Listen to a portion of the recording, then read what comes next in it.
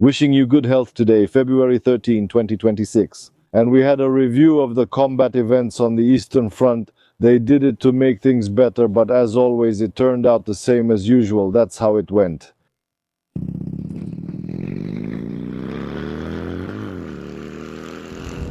On the Eastern Front, some things are slowing down, while others are showing hyperactivity. One of the shortest reviews, but everything is to the point. And over the past week, the enemy made advances between Novomarkova and Markove, but there are no other significant advances along the entire Eastern Front. The enemy sent many groups to break through Kostiantynivka, but all of them were destroyed, and Kostiantynivka remains under the control of the armed forces of Ukraine. In other directions, the occupiers' offensive actions have decreased significantly. If earlier they constantly sent groups of 2 to 5 men without interruption, now there are only isolated Russian soldiers wandering around, and pilots from different units simply hunt them down in advance. Because these numbers are no longer enough? Let me tell you a story. Beyond the highway near Yablunivka, a long time ago we built solid concrete bunkers with iron doors, deep and well made.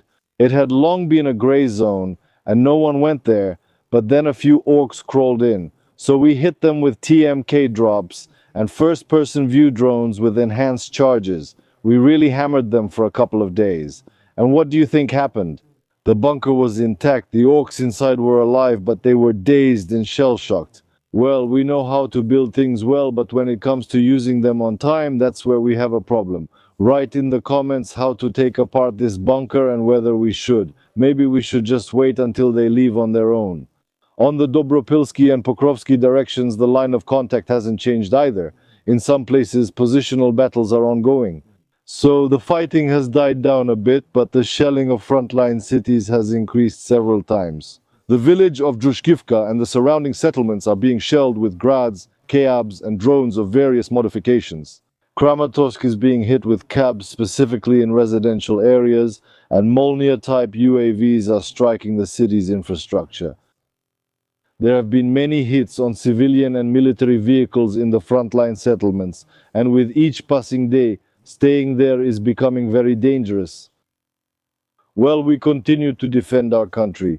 Victory to the armed forces, and we will definitely win because we are invincible.